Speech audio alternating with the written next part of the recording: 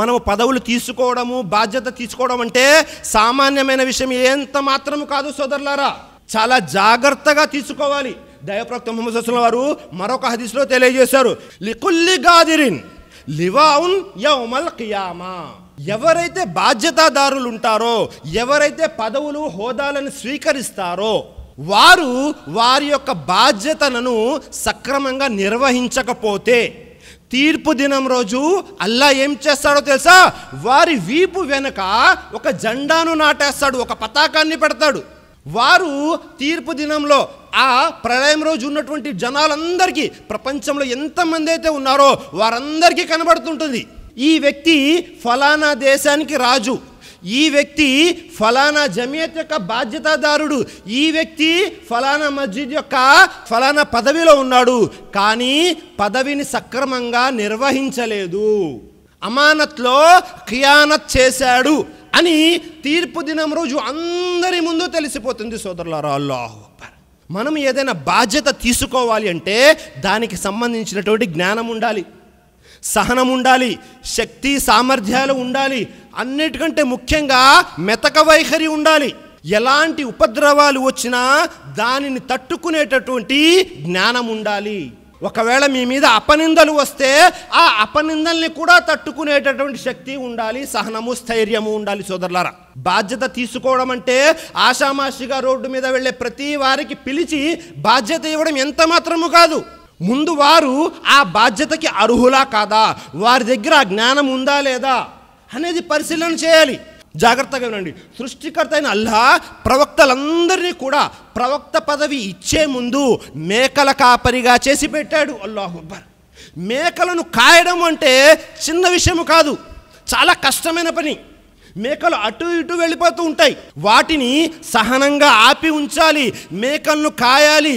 కోపం ఎక్కువ ఉన్న ఏ వ్యక్తి కూడా మేకలను కాయలేడు, మేకల కాపరి అవలేడు.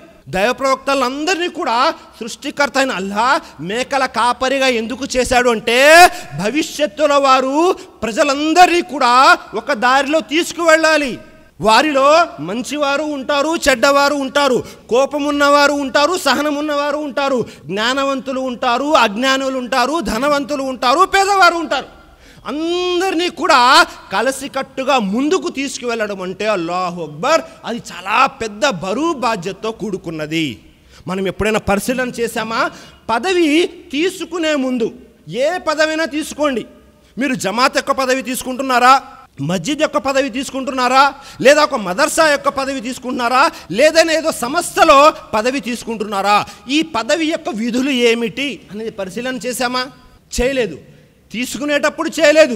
తీసుకున్న తర్వాత అయినా నేను ఫలానా పదవిలో ఉన్నాను, వీటి యొక్క విధులు ఏమిటి, బాధ్యతలు ఏమిటి అనేది పరిశీలన చేశామా? చేయలేదు సోదరులారా. మనం అలాగే ముందుకు వెళ్ళిపోతున్నాం, అసలు పరిశీలనే చేయటం లేదు ఎవరి దగ్గర ఏ నైపుణ్యం ఉంది అని. దైవప్రవక్త ముహమ్మద్ సల్లల్లాహు అలైహి వసల్లం వారైతే వారి శిష్యులందరినీ, సహాబాల్ని పరిశీలన చేసేవారు. ఎవరి దగ్గర అయితే ఆ నైపుణ్యం ఉందో, నాయకత్వము, పదవులని, బాధ్యతల్ని నిర్వహించేగల నైపుణ్యం ఎవరి వద్ద ఉందో వారిని ప్రోత్సహించేవారు. ఎవరి దగ్గర అయితే ఆ నైపుణ్యం లేదో వారిని ఆపివేసేవారు. దైవప్రవక్త ముహమ్మద్ సల్లల్లాహు అలైహి వసల్లం వారు తెలియజేస్తున్నారు అబూ జర్ గిఫారీ రజియల్లాహు అన్హు వారి గురించి. దైవప్రవక్త ముహమ్మద్ సల్లల్లాహు అలైహి వసల్లం అన్నారు, యా అబా జర్ ఇన్ని అరాక జైఫన్ ఫలా తతవల్లా అలస్నైన్.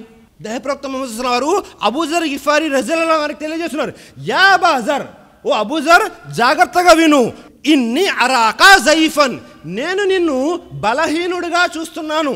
ఏ విషయంలో? శారీరకంగా కాదు, మానసికంగా. కాబట్టి ఎప్పుడైనా జీవితంలో ఏ ఇద్దరి మీదనైనా నిన్ను నాయకునిగా చేస్తే నాయకత్వ బాధ్యతలు తీసుకోవద్దు. అల్లాహు అక్బర్. ఇద్దరి మీద, ఒక సంఘం మీద, మస్జిద్ మీద, మదర్సా మీద కాదు, కేవలం ఇద్దరి మీద నాయకత్వపు బాధ్యతలు ఇస్తే, అమీర్గా చేస్తే తీసుకోవద్దు అని దైవప్రవక్త ముహమ్మద్ సల్లల్లాహు అలైహి వసల్లం అబూ జర్ గిఫారీ రజియల్లాహు అన్హు వారికి తాకీదు చేస్తున్నారు సోదరులారా. ఎప్పుడైనా పరిశీలన చేశామా? ఎప్పుడు మనం పరిశీలన చేయలేదు. అదే ఒకవేళ నాయకత్వపు లక్షణాలు ఉంటే అబూబకర్ సిద్దిక్ రజియల్లాహు అన్హు వారి దగ్గర నాయకత్వపు లక్షణాలు పుష్కలంగా ఉన్నాయి. ప్రవక్త వారి సమక్షంలోనే ప్రవక్త వారు ఏం చేశారు? అబూబకర్ సిద్దిక్ వారిని ఇమామత్ కోసం పంపించారు. దాని ద్వారా ఒక సూచన ఇచ్చారు. ఏమిటా సూచన? నా తరువాత ఖలీఫాగా అబూబకర్ వారు అని ప్రజలందరికీ ఒక సూచన జారీ చేశారు. అల్లాహ్ అక్బర్. ఎప్పుడైనా పరిశీలన చేశామో మనం ఈ విషయాలని? మనం ఎవరినైతే ఎన్నుకుంటున్నామో, అమీర్ గానో, సెక్రటరీ గానో, లేకపోతే క్యాషియర్ గానో, మన నాయకునిగా అతనిలో ఆ లక్షణాలు ఉన్నాయా లేవా? ఎప్పుడైనా పరిశీలన చేస్తున్నామా? పరిశీలనే చేయటం లేదు. మనము అలాగే ముందుకు వెళ్ళిపోతూ ఉన్నాము. ఇది ప్రళయ సూచనలో ఒక సూచన. ప్రళయానికి ముందు ఏం జరుగుతుంది అంటే, ఎవరైతే బాధ్యతను సక్రమంగా నిర్వహించని వారు ఉంటారో, అమానత్లో ఖియానత్ చేసేవారు ఉంటారో, అజ్ఞానులు ఎలా ఉంటారో, దౌర్జన్యపరులై ఉంటారో, వారిని తమ నాయకులుగా చేసుకుంటారు ప్రజలు. ఇప్పుడు ఒకసారి పరిశీలన చేయండి. మన నాయకులు బయట కానీ లోపల కానీ ఎలాంటి వారు ఉన్నారు? నిజంగా వారు వారి యొక్క బాధ్యతల్ని సక్రమంగా నిర్వహిస్తున్నారా లేదా అనేది ఎవరికి వారు పరిశీలన చేసుకోవాలి.